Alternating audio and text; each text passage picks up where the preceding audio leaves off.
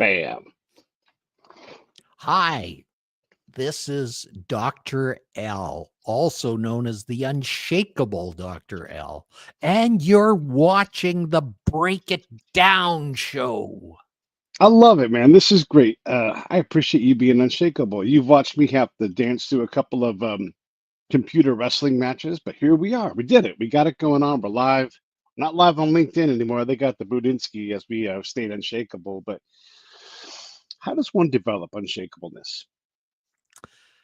By living a life that's challenging. And my Mhm. life has been challenging. I mean, in 2003, I was a leading cosmetic doctor walking in Disneyland with my wife and my youngest daughter.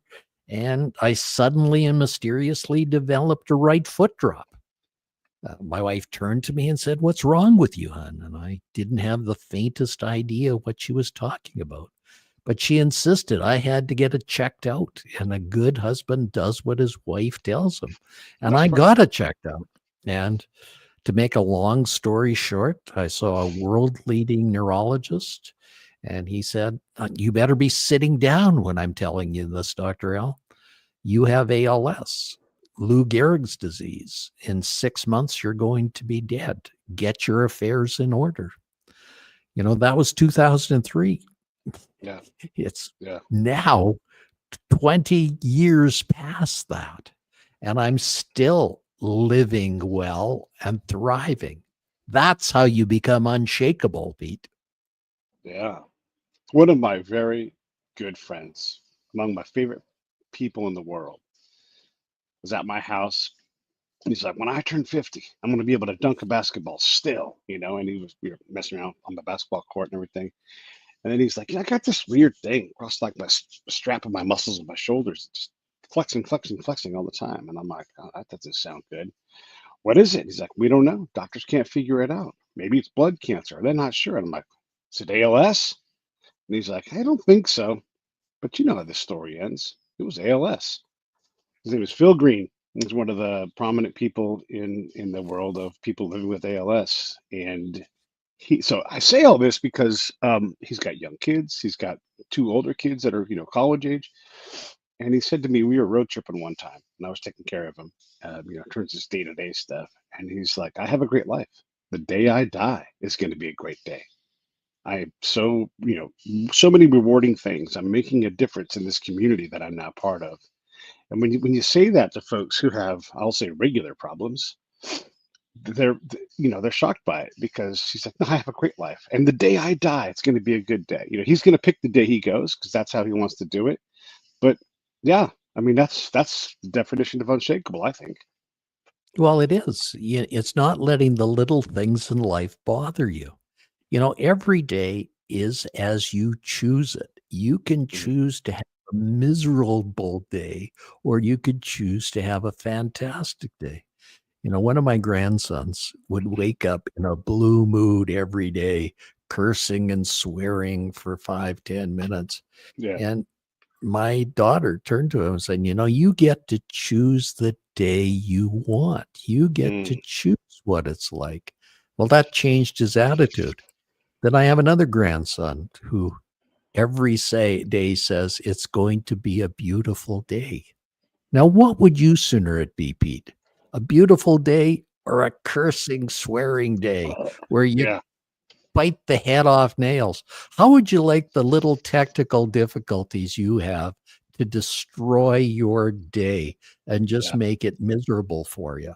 I mean, you in your seat there, if you did, you wouldn't live in that seat too long because it would be so miserable you couldn't handle it too long. Right. Yeah. Yeah. I mean, it's eye-opening, right? And when you think about like ounce for ounce of energy, probably the thing that pisses many of us off the most in an instant is like when you're kind of having a rough start to your day, even if it's not rough really at all, right? But like you're taking it like, oh, what's next? What's next? And then you simply drop your keys and you're just like, I dropped my keys. It's like you didn't drop them in an ocean. You just, it was on the ground, but it's just one of those things. It's like, what's next? And dropping your keys is so insignificant, but I know so many people that are like, it's totally true. If I drop my Well, if it's not keys, gonna matter in 20 years, it's not gonna matter in 20 minutes. You know right, that. right, And yeah, that's the way you have to approach things. And the other thing you have to do is you should say to yourself, how can I make a significant difference for other people today? yeah, Could it yeah, be something small? Could when I go through the drive-through at Starbucks, can I buy coffee for the next person in line? hmm Or could I just do something small to could I say hi to my neighbor? Could I offer to help him with a task that he's having problems with? hmm Listen to yeah, those little things and how mhm, different that would make your day. yeah. No, that's brilliant. One of my favorite things to do, like a basic goal of my day, is to try to make somebody's day every day. If I don't, that's fine. It's still a good day. But I do attempt to try to pay someone a compliment or, pick them up when they're down or whatever it is, and thank them for the opportunity to do something. So, I'm 55. A lot of my friends that are ladies are starting to let their hair grow silver, whatever that means for them. And I realized like just how infrequently middle-aged people hear, "Hey, your hair looks fantastic." I mean, I'm just saying honestly to you, your hair looks great. And when you pay someone a compliment like that in middle aged, you just don't ever hear them. And then it's and I'm being genuine. I'm not making this up. I'm not doing platitudes. And they go, "Really? You think it looks good?" And you're like, "Yeah, of course, it looks wonderful. I'm so glad that you're doing what you're doing now." And it's just a little thing like that, and that I try to do. And again, not every day, do you land it, but sometimes you do, and it's like, yeah, that's a good thing to give someone every day. Yeah, exactly. A compliment is something small you could do to everybody. And, what about the grocery line? If you say something nice and small to the person next in line to you, can you picture Mhm. how much difference you have no idea what a person is going through. So Right. why not say something nice instead of something nasty? Yep. I think our world is going through still something I call post-COVID distress syndrome, where people are still going through distress. And, Yeah. you know, the the problems people go through when they go through traumas, they go through anger. And Mm. aren't we still seeing a lot of anger out there? Tons of anger. Yeah. Tons of Aren't we seeing a lot of bargaining out there? And yeah. aren't we seeing a lot of denial out there? People Sure. are Tons. denying everything. And what about depression? Aren't we seeing a ton of depression out Yeah. there? Yeah. Those are the signs of what I call post COVID distress syndrome that people need to recognize because first, when you recognize it, then you can overcome it. All right. How do you overcome it? Well, let's suppose you're angry.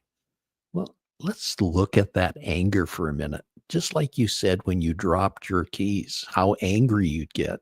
Why Right. don't you realize it for a second? Doesn't it really matter that you dropped your keys? Why don't you turn it into a joke? I dropped my keys. It's funny things like that. One of my grandsons, again, likes to play baseball, and Hmm. he's learning how to play baseball, and he's 2. He throws the ball in the air, and he swings, and he misses. He said, "Miss that one. Try again." Now, think about that attitude. You're gonna Mm. miss a lot of things you try to hit in your life, but if you try again, isn't that a different attitude? You see, it all starts with attitude, and you get to choose the attitude you have. You can Yeah. choose to be happy or you could choose to be sad. You can choose to be miserable or you can choose not to be miserable. Which would you sooner be? Yeah. I mean, I don't want to be miserable if I can avoid it, right? It's a pretty Well, easy exactly. choice. Yeah. Yeah. It's an amazing choice, but it starts with choice and it Mm. starts with you. Right. No, for sure. Right. Yeah, absolutely. When people get into the habit of choosing the thing that makes them miserable, we've been talking a lot on the show. We've got a lot of folks that talk about combat and that kind of thing. Uh, we all sort of recognize that watching the news is not something that's uplifting. You want to stay informed, right? But can you do that in a different way so you don't get addicted to it, so you're not enraged at the end of it, especially when I'll just say it out loud here. a lot of it is designed to enrage us because Well, it that is, draws our and attention. if it bleeds, it leads. That's You the know it, number one baby. thing on the news. That's exactly what it's designed to do. Yeah. So, how do you curb that addiction? Well, I think spending 2 minutes in the morning watch the news is enough, and stay away from it. You really Hmm. stay away from it because it's not designed to help you along. And to be honest, will what happens in Washington today make a big difference in your life completely? Will it really be a make or break thing uh, Mm. every day of your life? The answer is probably not. Yeah. What Right. you Right. do in your life is really going to matter that much more than what happens in Washington. So, why are we glued to that scenario every day? You Yeah. know, I find it interesting. I'm a Canadian, and we're having, there's an issue going on between our governments right now. But Sure. why don't we let the politicians deal with it, negotiate it through, and Yep. work it through where it should be? Should these discussions be held in the media or should it be held in the back rooms? My own feeling is it should be done in the back rooms where Yeah. true negotiations could happen. When you negotiate in the media, it really doesn't help anything at all. I believe, this is just Pete, that the president or the prime minister, whoever, wherever you live, has very little impact on my life, partly because I choose that to be the case. Now, look, does it have some impact? Sure. But I'm the biggest influencer on the ability for me to do things in my life. If I don't get out of bed and have a bad day and sleep all day, the president has nothing to do with that. If Well, I get exactly. out, So why yeah, why are we concentrating on all those things every day? Why don't yeah, you make a difference today and say these are the 10 things I'm going to do in my life today to move myself forward. This is what I'm going to do to really mm, make my life better. This is how yeah, I'm going to have a fantastic life. This is what I'm going to do to rule my game. This is what I'm going to do to change things around me for me to be the person that's having this fantastic life. Otherwise, what's the point? And as I yeah, said, I was supposed to be dead in 2003. that's So true. I've learned that these things are the most relevant and the most important. I've learned that these are the things that truly make a life that much better. So if I died tomorrow, I'd be happy with that, because I've done everything I can to live this fantastic life that I have. Did it take ALS and its clock to change that in you? I think it helped me have a new mindset on life. I was one of Mhm. those persons that was driven, that had to do 24/7, be the best at my game. But I've realized that you could be the best at your game without working 24/7 at it. And I Yeah. think part of being the best in your game is giving to others. And part of your game is to make a significant difference on the people in your herd around you, the people around you. When you think about building up excellence, authority, these kind of things in a topic, we hear, at least in America, we love to tear down authority, right? And so I can go out and look, I'm an authority on combat intelligence operations. There's very few people in the world that know more about field spying than I do. And I can say something that's just flat out facts based on my experience. And people are like, what do you know? It's like, well, No, and, I think what you have to do is prove it. You yeah, have to prove it. And how do yeah, you prove it? Well, first of all, an authority often writes a book. So if you are an expert in combat authority, you're going to write the book on it. And you're going to say, these are the 20 things that a combat authority knows that nobody else knows. And this is how you win in combat. And those are the things that really make a significant difference. Without writing the book on it, I'd really question your ability to say those things without sure. being the authority on the combat authority. In other words, you have to put your money where your mouth is. Yeah, yeah. Let me push back on that and see what you think about this. I have not completed the book. But I have also done hundreds and hundreds of shows. 'Cause, my show has been around for a long time, and we've covered combat spying quite a lot. So a lot of my expertise goes into these episodes that I do when we So talk about so that. let me challenge you on that. You have Please. written the book. You just haven't put it on paper yet. You Well, just fair enough. haven't Yeah. Yeah. drawn it out into that thing. So Yeah. you have shown and demonstrated you're the expert in it. You Yeah. just haven't drawn out. And the good news about this day and age is this technique called AI. You might Mhm. have heard about it, but Yeah. you could put all your show, you take the transcripts of all your shows and get AI to take out the 20 points on combat authority that you and you have 20 chapters for your book. And Yeah. can you Yeah. write 10 pages on it? The answer is I think you could write 10 pages on each of those Easy. Wouldn't 20 be points. enough. Right. And there it is. There's 200 pages already Yeah. written, and Yeah. it's all done in such an easier way than you would have ever thunk possible, Oh man. because these techniques, I always ask everybody on my show, how do you live a fantastic life? Mhm.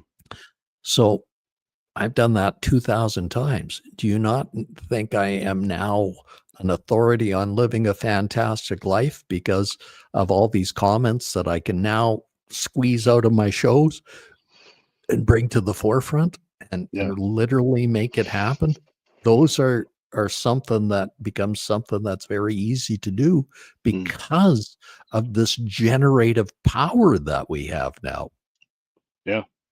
Yeah, there's a lot of power in the well, like one thing that trips people up, and it certainly has held me up before, is the blank page problem, right? And AI solves that. Like, you can start, even if you disagree completely with the outline or the brainstorming session that's in front of you.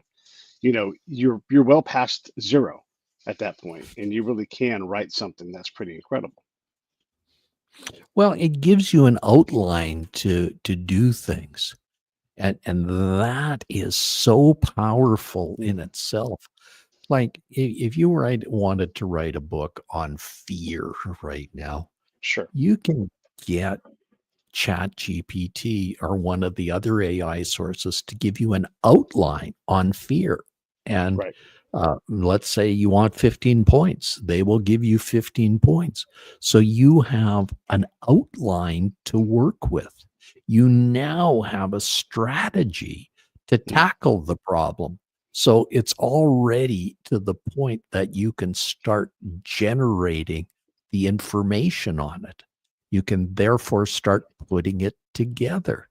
And therefore it becomes something that is very easy to do. How important in this process is the success of the book?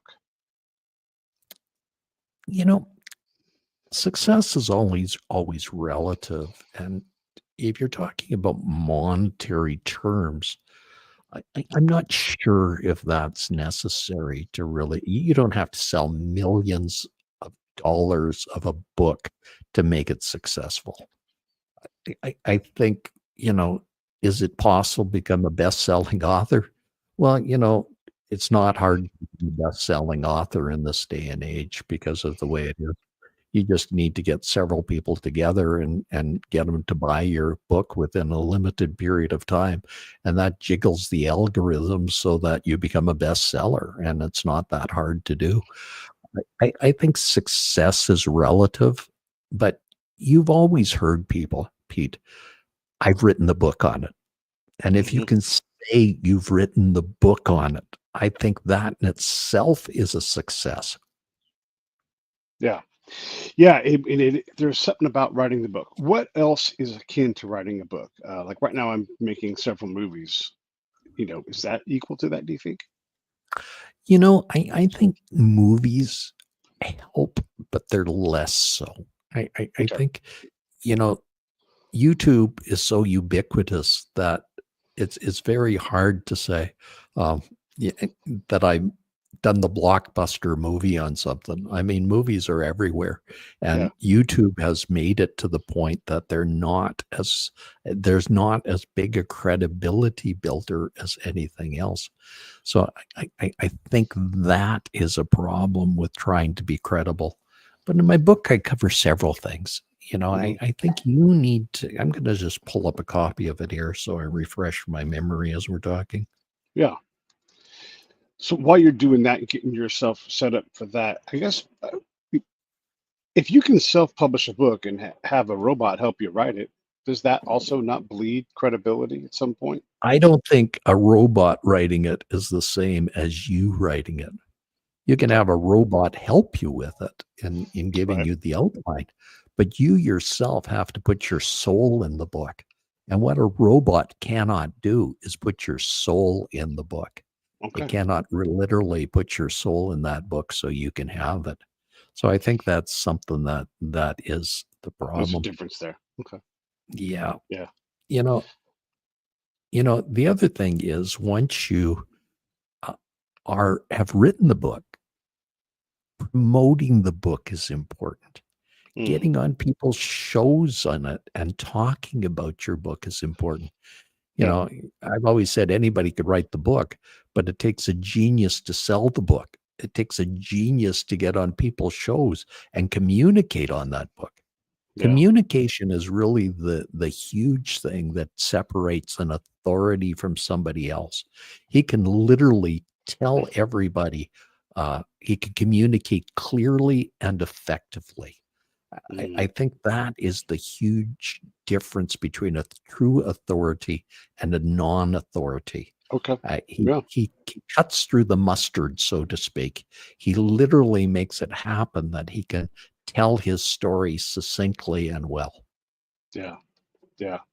One of the amazing things about all of this stuff is it is easier to write a book. It is easier to make a movie. It's much more attainable, and it's easy to get on someone's show. I mean, you can hire a publicist. You can just do your own work. You can go to. I use a company called Podbatch, and you can go on as many shows as you ever would want on Podmatch, thousands of shows that you can go on. And so the ability to do that, you still have to, as you were saying, you still have to have the professional grade skills to communicate, to control your voice, to make your point quickly, get in and out. Those things are still there, but the access to all these things is remarkable today. Yes, and I think what's true about an authority more than anything else is he solves a problem for Hmm. somebody. Hmm. Have you noticed that a true authority has that ability to solve a problem? He Hmm. really makes something difficult easy. He really makes it so that that problem is no longer a problem. So he Yeah. gives a solution for that problem. And I really think that really is the differentiating part between most authorities and most non authorities. He truly makes a difference in the world by providing that problem. Yeah.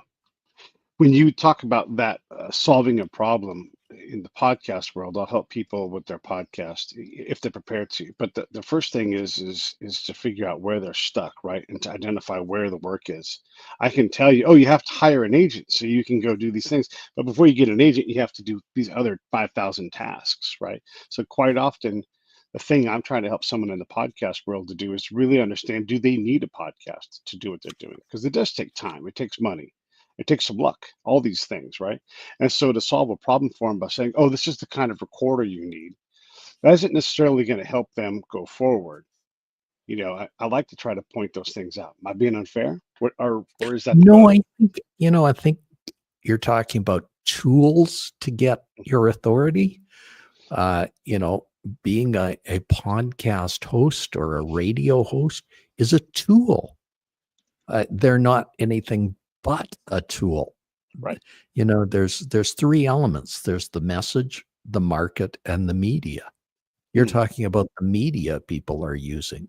A podcast is a media. It's part of the oral media. YouTube is part of the visual media. You know, a book is part of the visual media in a different way. It's something that's credible, something can pick up and people can look at and say, "Look, there's a book here on this topic." yeah. Yeah. When we look at the kind of friends we keep, a lot of folks in the motivation and success world will talk about, you take an inventory of who's around you. Where are you on that? Like, what's the importance of having friends who are doing things that are incredible versus friends who are, just friends from home? I think having a group of people that are elite around you to Hmm. push you to another level is something very important. Okay. That's why I formed a society called the International Order of Fantastic Professionals.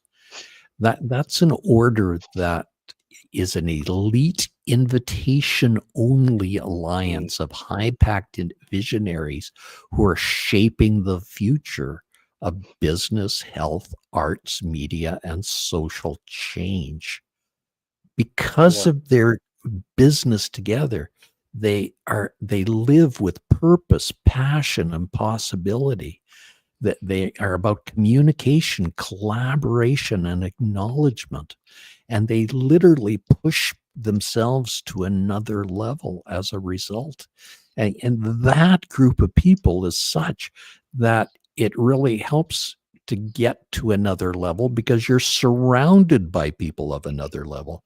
You become a giant because you're stepping on the shoulders of giants. Yeah.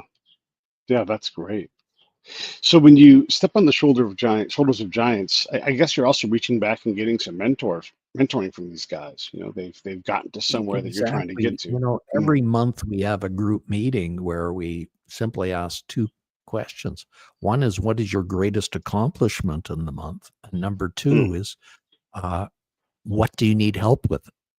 How can and the group as a mastermind comes together and helps you to decide what's the best course of action, because when you have so many people outside yourself looking at these things, it makes so much difference that you literally can see things so much clearly when you have other people's eyes on them. Yeah.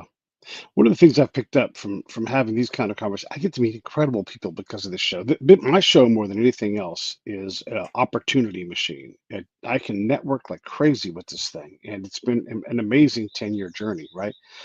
There is a trend though, and they're all interesting people and they're magnetic. So you want to do what they say, and then you're like, oh yeah, yeah, you get all fired up. But then you have to kind of settle and go, where is my next move? Right? So sometimes they want to pull your leg towards a thing that's more like their thing, or they want to hand you the tool that's their favorite tool. And now sometimes it's the right thing, but sometimes it's not, and they're doing their best to help you.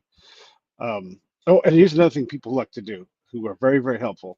They like to put more food on my plate, like more work on my plate. And I'm like, hey, I don't need more work. Here's where I need help. And so the thing I've figured out is, if I need help or I want to understand something, I've got to be crystal clear about, like, this is the thing I'm trying to solve. And as I get away from that the element, and the person can't bring me there, then I have to say, oh, okay, that's going to be a different thing. Um, this is sort of a spherical thing too, because you can get too far ahead in your goals. Like, oh, this is how you get to the Oscars. Like, I'm just trying to get funding so I can get to the next round of funding this project. I'm not at the Oscars yet. So yes, good dream, but tactically, what do I need to do? How do I approach this? How do I get this meeting? How do I behave in that meeting? What materials do I bring in that meeting? And to get their thoughts there, it's a lot harder to find someone who has clear advice on where you're at, but it also kind of distills away wonderful people, but people who can't help me with this particular problem. Well, you're quite right in that in order to ask a question, you have to know what you're asking for. Okay. You have to know your question well enough to ask the right advice.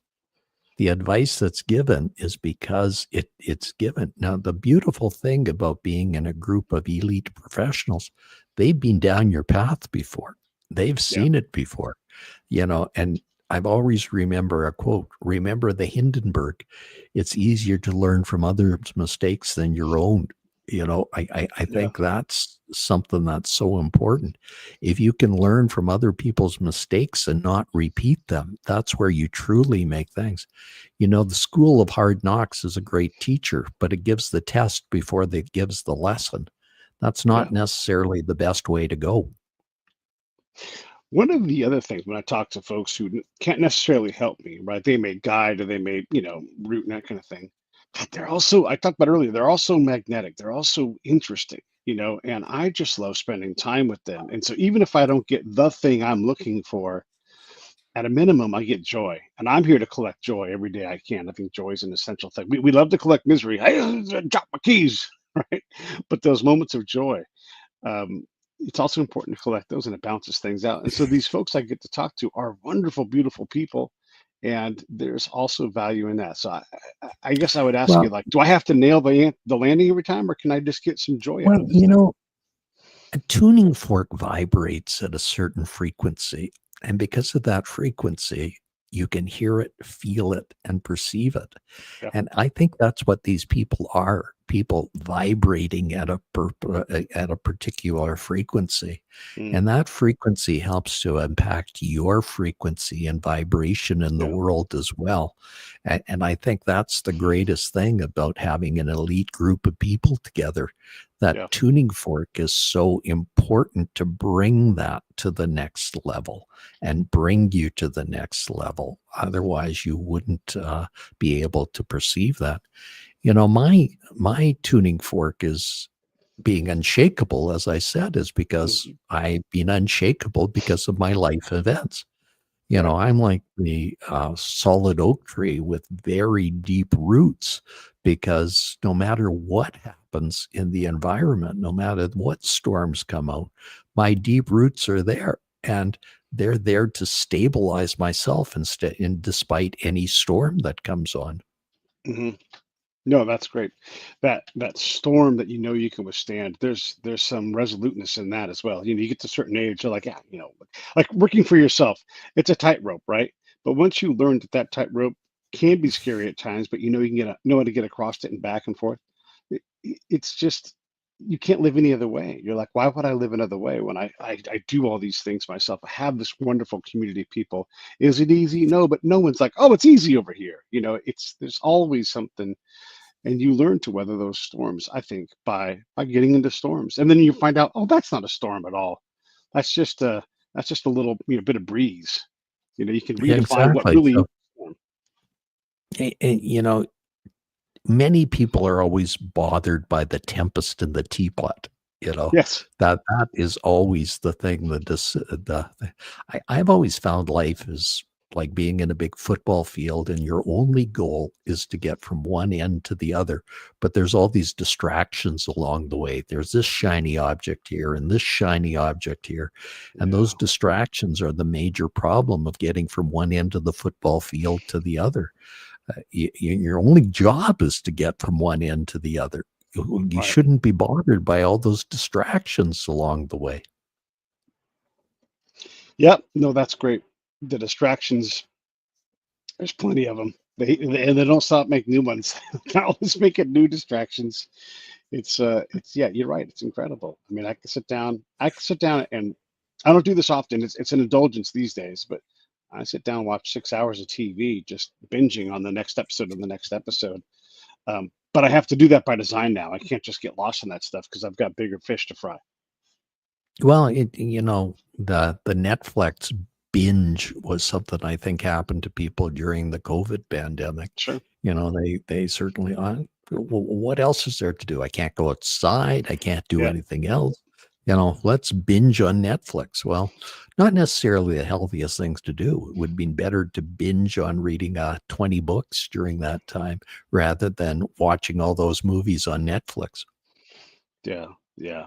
Let's talk a little bit about rule of the game. I know we've probably covered a lot of the topics that are in the book here, but I want to make sure folks know why we're talking. We're talking about Rule of the Game. It's your latest book of many books, and you guys can get that on Amazon. There's the link right down below me. And let's get into that. What is the premise of this book? Well, in my life, I've interviewed over 2,000 people on my show, and I've looked at some of the leaders in the world on how they've ruled the game. Mm, At the beginning of my book, I start with several of these. I start with a person that was my teacher in business called Dan S. Kennedy. And Dan S. Kennedy is known as the millionaire maker. And he makes it perfectly clear how to be a magnetic marketer. And that's to have a clear message, how to set your message apart from others, have a unique selling proposition. In other words, most people that are magnetic sell themselves differently. They state their message, they state it clearly. So if you have a show, Pete, and I have a show, my show's different than yours, not Yep. because of quantity, not because, but it's different because of the way it's built, the way it's constructed. It's qualitatively different. It has a unique selling proposition for people to come to it. Okay. Yeah. Another great person is Warren Buffett, who has been a financial genius in his own right, compounding his business by 20% a year since the 50s. Yeah. No one has ever done that. Now, Right. no one would question him to be the authority in finance in this day and age. Why? He's proven it. He Proving it. chooses companies and lets them grow. He Yeah. buys companies and lets them grow. And he has this knack for choosing these gems and keeping going with them. And the key is to be unshakable for him. He doesn't Yeah. let distractions bother him. He's in he's in Omaha, away from New York. He doesn't want to be bothered by the distractions of New York, where everybody gives you a tip a minute and say, you got to buy this, you got to buy Mhm. this, you got to buy this. No, he makes his own decisions. He really does it himself and does it in such a way that he's been able to do it for the benefit of people that have bought into his company to a great extent. Simon Sinek. Everybody Mm. hear of Simon Sinek? He's a Sure. man that started with one simple premise, and that is it starts with the why. Mm. If you know your why, everything else falls into place. If you know your why, everything really works with that. You Hmm. know, everybody needs to start with their why. If they start with their why, it becomes much easier. Yeah. Why repetition? One of the theories I've developed over the years is that there's different levels of greatness. Like great ideas, common every single day. Everybody can have a great idea. It's that next action. How do you do something with that idea? How do you develop it as a book or building a house or whatever it is? And then you become comfortable with the fact that you know how to do that at the next level. Like I'm not worried about greatness showing up. Greatness always shows up. We tend to lose sight of, like, if you have brilliant greatness, but you don't sustain it. We'll just say like Jimi Hendrix, obviously an incredible genre-defining guitarist, but how was his work at age 32? There's none. And that genius, that greatness that you get as you evolve at a great level, and greatness continues to show up, I would say overtakes any kind of short-term brilliance. And so there is something to be said for repeatedly finding ways to have a great idea and turn it into something. You don't have to do every single one, but like I've thought of all kinds of great shows, ideas, right? But this is the one I do, right? This is the one I do every day, and that greatness exceeds the greatness of a 12 hit special podcast that does really well, because there's this metronome tick, tick, of greatness just kicking out greatness all the time. What are your thoughts on that? I think, Napoleon Hill wrote a book called Think and Grow Rich. Yeah, I think there was a problem with that book. It missed one thing that was I love it. important. It What is should it? be think, act, and grow rich. Yeah, Without the action, the thinking and growing rich doesn't happen. You need the yeah, activity to make it happen. yeah, yeah. There's elegance that comes with that. The activity, it increases your efficiency and your elegance when you do things. You don't have to. One thing you learn as you get older, you don't have to try so hard. Like you've trimmed a lot of the mistakes out. You've pulled away a lot of the fat. The emotions are true. They're not extraneous. And if they're extraneous, they're by design to excite or titillate or something like that. Yeah, exactly. So action is something that's so important. Getting off your duff and making it happen. Otherwise, nothing's going to happen. Yeah. If you're stuck on your duff, if that's where you're at, if that's where your work is, how does one get off of their duff reliably and repeatedly? That's one thing to say that. Look, if this was true, we would all work out every day, but we don't. How do we get off of our duff and reliably show up often enough to start to reap the benefits of whatever Well, it that's an is? important one. And it's something that you have to take a baby step. You're not going to run a marathon tomorrow, but you can walk, 1,000 steps. You're not going to run the 4-minute mile. But if you like to run, you can run, so many yards. Yeah, You yeah. start with the baby steps. No one's going to go strictly on a vegan diet, but you can start with eating a salad before your meal instead of going and eating the junk food, fries and tacos and everything every meal. Yeah. Just take some baby ingredients along the way. Those are small steps to make it happen. Get you off the couch, off your duff. Yeah. Yeah. When you think about like almost all books, I guess I would say it's going to be unfair here, but I'm going to say this, almost all books that helps you improve yourself, they always want you to write a plan. It probably says that in Think and Grow Rich. Write this down. Write this down so it can happen. Are you a person that believes in writing down like the things that you're going to do so you can help realize it? I think there's several things you should write down. First thing in the morning, you should write a gratitude journal. Write down Mm, 3 things that you're grateful for today. And at the end of the day, write down 3 things you're grateful that happened today. I think writing a plan is always useful, uh, mhm, but don't be afraid if you deviate from that plan a bit. You know, every great person has a, an overall idea of how it's going to happen. I mhm. have no one that I know of that stuck to the plan 180% and made it something that they were very happy about. It doesn't Yeah, happen that way. yeah, yeah. I wanted to get back to the Fantastic Professionals, the International Order of Fantastic Professionals. Let me put the link up here. You guys can join this. Oh, it's up already, right there. Okay, so how does one join this thing? Now you said it's invite. Okay, so how do you be seen enough to get invited? And People can why do put you want their to? name. Okay, Yeah. people can put their name forward, or members can put names of people forward. So they're on my website, IOFP.co, IOFP.co. There's a form to put out. If you think you're applicable, we would screen you through 100 steps to see if what you say is true. Mhm. So to make sure that there's no bullshit factor in that. Right. And then if that's the case, it'll be put to the board, and then the board will decide whether you should be extended an invitation or not. Okay. Other Sounds good. members can invite you. Members of the board can invite you. Yeah, that's exciting. Someone who's got an idea right now today, they may not be able to get into the group. How do they work on that? Like, how do they work on building a mentor relationship, or they don't have the cash for a mastermind? They're not on that step yet. How, Well, how do they get off the Napoleon couch question? Yeah. Napoleon Hill said something about a mastermind group that was fascinating. He said, whenever 2 or 3 people are gathered together, you have a mastermind.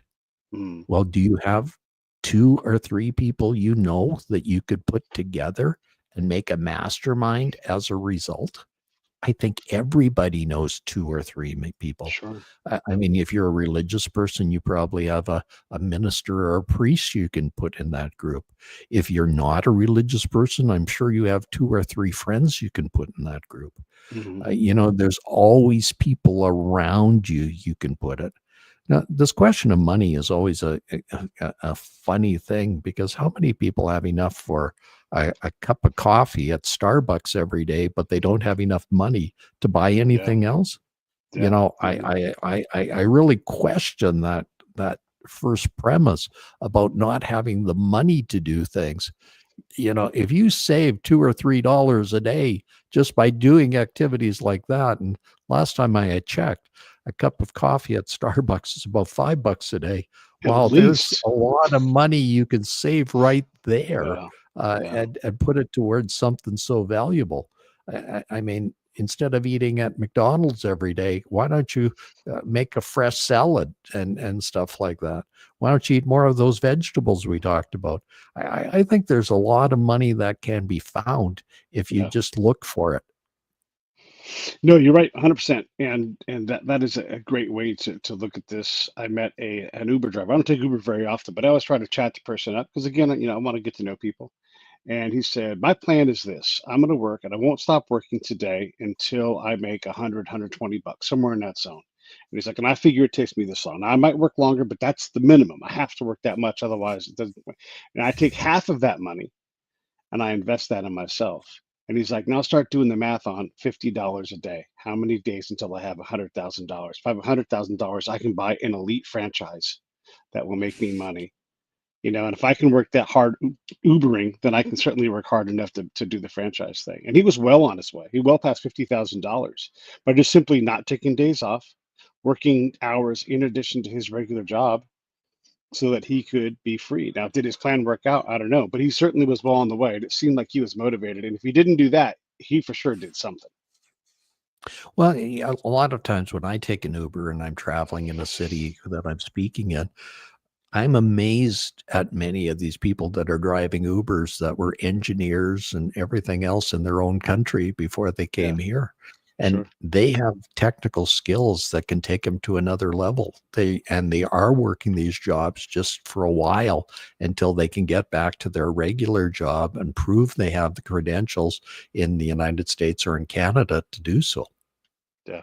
Yeah. And this goes back to is there enough money, right? If you need $15,000 to join a mentoring group or a mastermind, okay, great. Or maybe you just find one that's less expensive, but go find the $15,000. Go find it and go Yeah, earn it. And 15, look, 15 just isn't that hard to do if you just are determined. I'll be damned if I'm not going to have that money.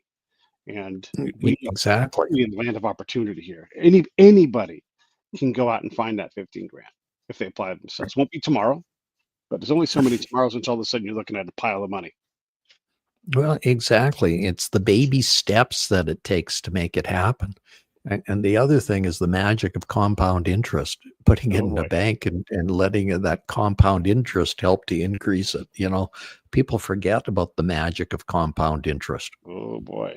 Yeah. Yeah. I mean, you think about that. If you're 16 and you have a car and you can go sock $100,000 away in say 3 years, and you never did another bit of investing, like you're golden. Like you're just going to be Well, fine. Warren Buffett says that a large part of his success has been compound interest, Yeah. keeping the money in the companies he invested in and just letting it grow. Yeah. Yeah. Yeah. Yeah, there's a lot of smarts to that. There is also something that you can achieve, and I think this goes to expertise and recognition of expertise and celebrity too, where you can say, "I just invested in See's Candy," and everybody's like, "Oh, See's Candy, write that down. See's Candy," and also because you're expanding the impact of your trade. If you're bullish on something and you share that, and Well, if and Elon Musk says buy And this, they're and going to here's buy and here's what's Warren Buffett did. He bought the whole company, it. Candy, and then put it as under his umbrella because he Yeah, knew it was a gem. So it kept on growing under his yeah, umbrella, and he yeah, kept using those profits to use for other things. So that's the thing about it. It's yeah. amazing what these things do. Yeah. When I was a kid, See's Candy was like a wonderful little secret. And Yeah. when I was younger, I had no idea why there were so many more of them. Now I know. This Well, they're they're genius. uh, they're an amazing candy. I mean, it Yeah. tastes better than almost everyone out there. Yeah. Yeah. Yeah. Yeah. Yeah. Okay. So everybody check out the book here. Here it is. I'll pull up the link for it right here. Rule the Games on Amazon. In this case, you can go down there. You can click that link. And you know what I always say? Here's the best way to do these things. Buy two and buddy read it. And that kind of goes with what we've been saying today. You know, Alan, when we think about these things that we're going to do together, you know, Buddy reading a book, this is not just because we're trying to sell your book here, but in general, it's wonderful. The conversations you have, it's like a license to have fun. So everybody Well, get that and book. I encourage everybody to read at least a book a month. Oh, for sure. That's not asking a lot. How do I find time? Well, how much TV do you watch? How much social media do you do? Turn that off Yeah. and read. Just Yeah. read. Picture how much Smart. better you'll get for that. Or read and then watch that, you know. Also, the Yeah. act of reading is something good for your brain and body. I've not done the research on this, but I just know that that calm that you can get into, opening your mind up to things. You know, when I read, I'm often quite like slow when I read because I'm like, oh, look at that, and then I'll have to go read something about that, or I'll grab a book I'm going to read. I still get through the book, but if the book is really dense for me, there are so many subtopics that I have to get smart about so that I can truly master that topic. And boy, I love those kind of books. They're hard to read. It's slow reading, but it's like a lifetime of gifts in a book like that. Oh, exactly. That's a true way to step on the shoulders of giants. Oh yeah, yeah. That's another thing too. This blows me my mind about this. Like we're talking about your book here, Rule the Game. You had an opportunity to do whatever you wanted to do. You chose to write a book, and then you chose these. Oh, I don't know, 60,000 to 100,000 words, whatever, however long the book is. And you went through that list over and over and over again to make sure it said exactly what you wanted to say in this specific case. That is Yep. remarkable. Whether it's 150 years ago and you read, there's a book called Up and Down California. I live in California, and it was a guy hired by indirectly by the U.S. Geologic Survey, and he went all around California. What do we buy? What is California? And it's his journal. So this is his professional document that he has to submit later on, and it's got wonders in it. It's just a wonderful book. I mean, you have to care about California maybe, but this book is from the 1870s or something like that, and it's neat to see what professional work looks like. This person was dedicated. They did their job. They sat down every day. You go through their journal, and it's just a marvel. And I love stuff like that. So, yeah, there's a lot of wonders out there in books. It is. They are truly a walk in the trees. You get to see the trees in action. Yeah, yeah. What do we want to wrap up with here? We've done a good solid hour. Well, I'm going to What's left? challenge your people out there to do something for somebody else they wouldn't Okay, regularly do today. I'm going okay. to challenge them to get out of their element and help their neighbor. Give a smile to their neighbor. Say a hello to their neighbor across the fence. Offer to help their neighbor. That's what I'm going to challenge your group to do to make the All right. world a better place. You heard the tasking. Get out there and engage with your neighbors. They've heard that quite often on this show, right? Well, I like to invite my neighbors over or go to their house or have a little drink, you know, not all the time, but often enough so that if you are a neighborhood, you know, it's better to be together than it is to be apart. This world's a big, scary place when you're by yourself. But if you got a bunch of people that you can stand around and have a chat with, I'll just tell you what, man, life is just sweeter when you have good neighbors that genuinely care about you. Get beyond the, hey, how's your back? Oh, it hurts kind of, but how's your back? Oh, it hurts kind of. All right, have a nice day. And you walk on. Like really have genuine conversations, develop relationships with the people that you buy groceries from.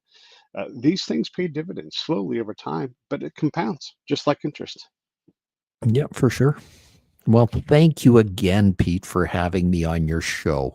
It truly was my privilege. Yeah. Thank you. Thank you too. Also, my privilege. Let me wrap this up. I'll say goodbye to you in a second. Everybody else, I'll see you on Thursday and Friday. We got two. Well, actually, Friday I'm traveling, so I may not put a show up, but I might. I'm going to try and see what I can do. I'll see you all later, and I'll be back for you in a second, Alex.